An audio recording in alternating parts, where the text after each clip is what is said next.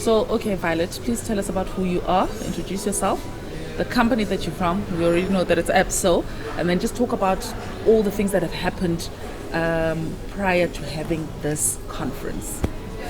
Good day, everybody. I'm Violet. I'm from APSO. Delighted to be here to welcome Lechalo and other sponsors and other conference delegates.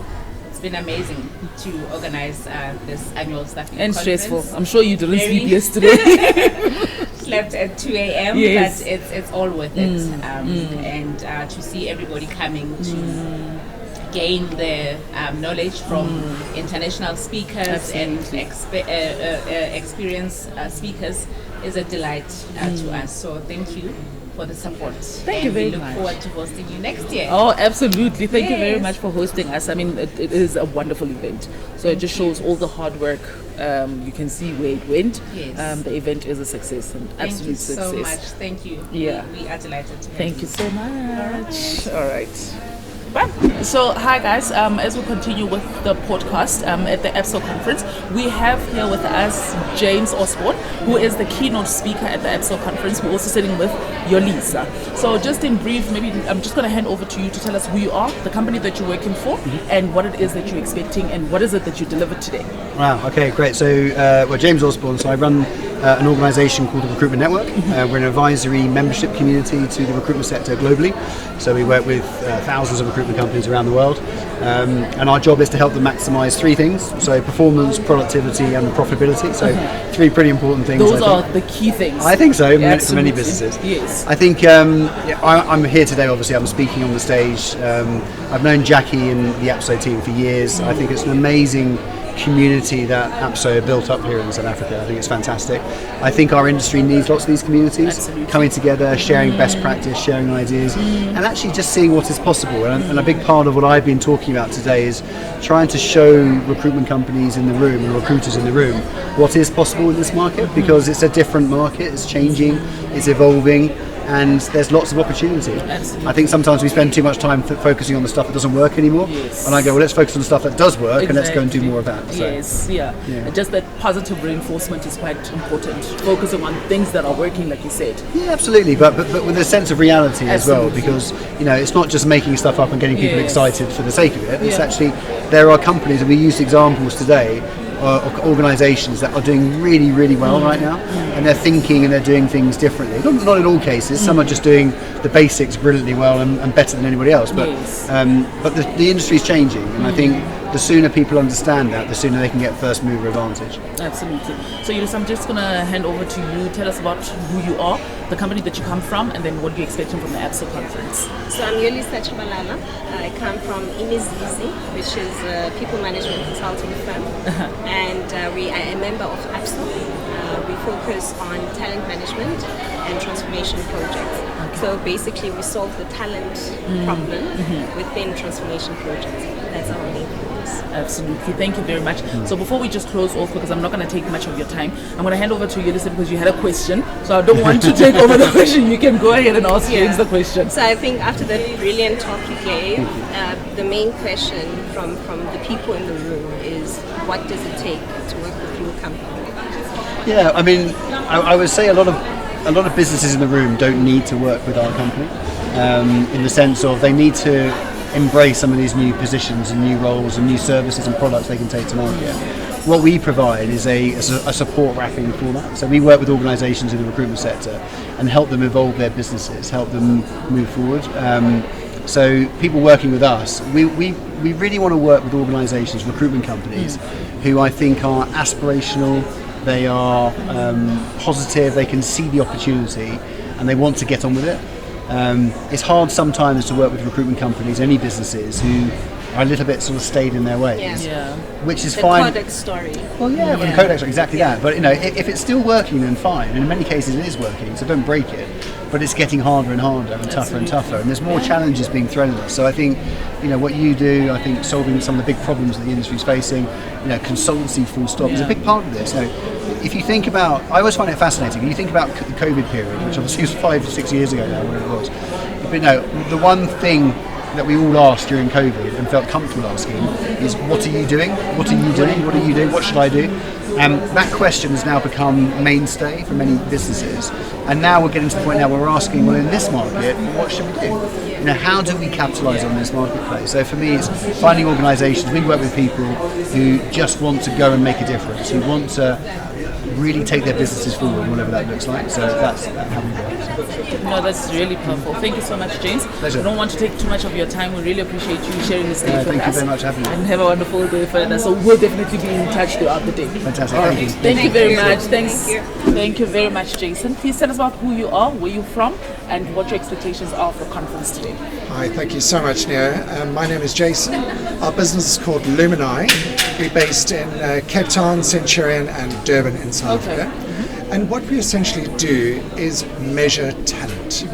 Measure talent so that employers and recruiters can make sure they're putting forward the very best talent possible. And I like to call it data-driven recruitment in an AI world. Oh, okay. That's great. Which tools do you guys use? We use our own tools. Oh, so it's an in-house tool. It's an in-house tool, and we measure the candidate's personality. So that is the can. You know, can the person actually do this that they're applying for? Okay. We measure their motivations. What is the want of this person? What is their role in the team going to be like?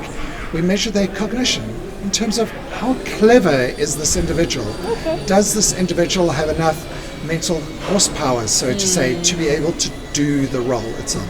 There's a lot more to it, but I think it's a very high level. That's good enough for now. Okay, I think that's very important because, I mean, with recruitment, I think companies just need to shift from just the normal interview process, background checks only, and, you know, sometimes the psychometric assessments don't always give, you know, the information that you necessarily want unless the instruments used are fit for purpose. I think that's very important. What we're noticing now is a lot of candidates are embedding AI into their recruitment process. Absolutely. So now recruiters are seeing this amazing candidate on paper. They're also going for multiple interviews so that, you know, they know what to expect in that interview process. So now all of a sudden this candidate's sitting at the top of the pile going, amazing. Yes, most of them are, but some fall through the cracks. Absolutely. And you look at this candidate and go, where have you been? We've got to embed you into our business straight away. And 3 months later, recruiters are scratching their heads going, what did we miss? Absolutely. You know, and the cost to businesses today is enormous. It's not just their salaries, it's the strain on their business, the strain on their team. So the cost of a bad hire today is significantly more than what it was many years ago. And we help corporates avoid that problem. Oh, okay, that's great. So Jason, if companies would want to work with you guys, how do they get in touch with you? First of all, I'd like to meet with them, understand their business needs. We'll do a lot of research on our side, get an understanding which industry they're in. We'll look at careers pages. We'll look at annual reports that are available. We'll get a lot of insight. We like to have a bit of a casual chat in our first meeting. Okay, all right. Understand the needs of the business, issues that they're facing. We're not very pushy in terms of, oh, this is what we do and this is the best. You know, we want to understand what the problems are and align one of our various solutions to address those problems. From high volume recruitment in a graduate perspective, you might have 10,000 applicants and 5,000 suitable graduates you need to look at. How do you bring in those objective insights into that process? We can help you there. Okay. You might want to be looking at succession planning. Absolutely. And you know, we understand how you are doing it at the moment. You might just be looking at performance metrics, where we want to bring in those objective potential metrics and the performance metrics with a lot of other data points so that your succession planning is stable. Okay, I think you're bringing in very important points because at this point, like you said, the recruitment cost is it's very high in the nowadays. So having solutions that are driven by the strategy, that are fit for purpose, is very critical. 100% aligned with that. And that's where Lumini can become a strategic partner to your business. We don't want to just be a vendor as a service provider. There's some software that you use. No, we want to make sure that we can make a high impact in your business as soon as possible and strategically align with your needs and wants over the next quarter, the next year. Yeah. All right, thank you very much. So what are you expecting from today's session? conference? What's happening behind the scenes? It's networking with people that we've met Yes. at previous conferences. It's always nice seeing familiar faces. It's just re-establishing our brand out there.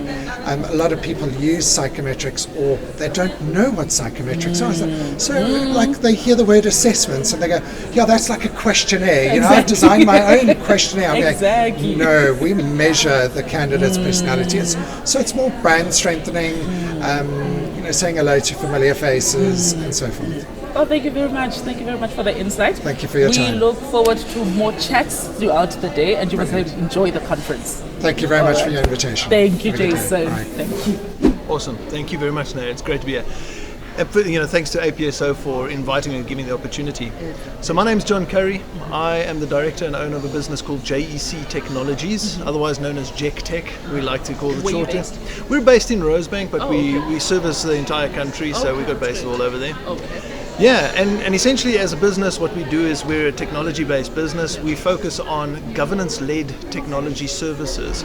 So where a lot of companies will come in and sell you technology, etc., and then try and bolt on governance and support and management around that, we started from the other side. So we start from the governance side, manage risk, manage accountability, and then bolt on the technology to support your business. Okay. So what you can expect from me today? So today I'm doing a chat which I think is really exciting.